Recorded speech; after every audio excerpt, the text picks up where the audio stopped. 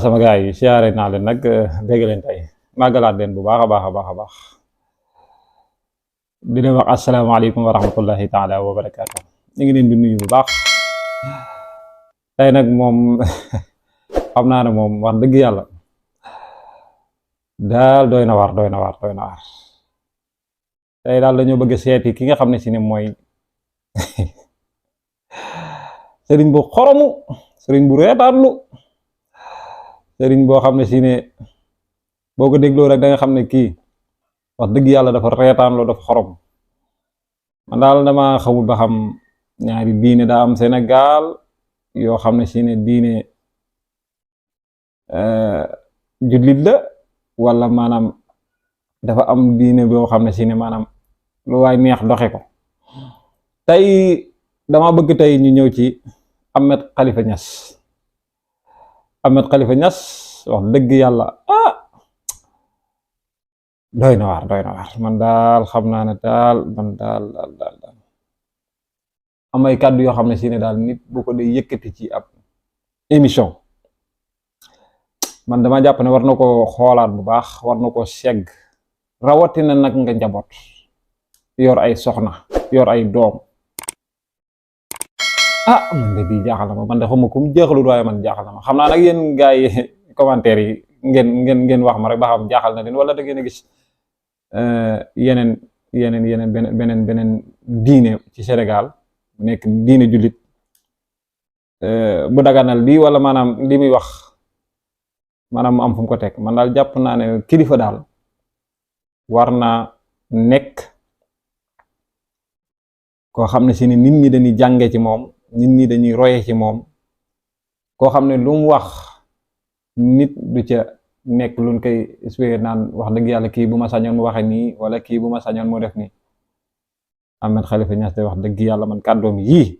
non man moom vraiment man jaaxal na ma quoi man de xam naa ne bu nekkoon sama papa moom xam naa ne yaakaar naa ne da ngeen gis bàyyi doom ji bàyyi baayam moom loolu moom lu wér la moom ndax lii man du ma ko mën a supporter bu boobaa du ma ko mën a supporter ci nit ñi nga xam ne si ni ñi ngi koy déglu wala émission ñami defal émission di ko teewlu man loolu mënu ma ko supporter ndax dafa doy waar daal dafa xoromu lool ngeen baal ma rek ñu dem ci Ahmed Khalifa Niass te ñëwaat insha allah ni man sax ñoom ñoo nekkoon ci sama kanam après le ma grand sëriñ sama doom ju baax jooju Pape Diagne ne ma sama diggante grand sëriñ war nañ leen invité ñu laaj leen ku leen ñawal ndeke affaire bi dafa tàlloon garab bu bii mais siis bi kenn toogu ci mu ne kaay toog fi ma toora de den ak ñoom ndaw si laaj ma sama numéro moo jox ko Kumba Gawlo am na sama numéro ndax sama doom la toujours yow ndaa naa ko jaar xale bu baax la suñu doom la numéro yi doon nga ko ak it mbadi ci teg ne man j'ai 78 ans loolu boo ko waxee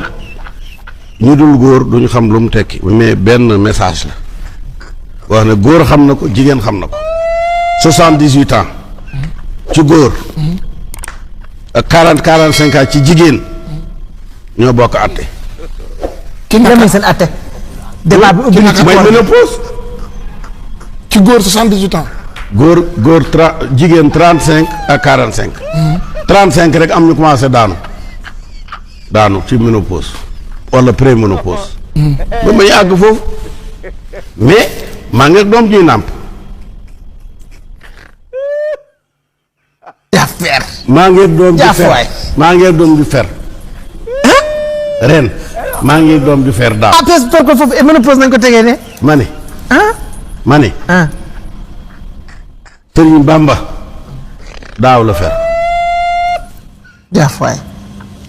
kenn lañ ci xaddi bi ci topp. ren la fer. Mbay Saliou ma ci topp. feragul. waay Père waay. kon yow 78 ans bi boobu noonu. waaw mais exception la maa ngi ñeent ñu ma dagan ñoo xam ne mooy seen moyenne 22 ans la. xëy na maa ngi door ko paay da nga rajeunir nii. déet te ñu ngi dee ni ñu war a dee guddi.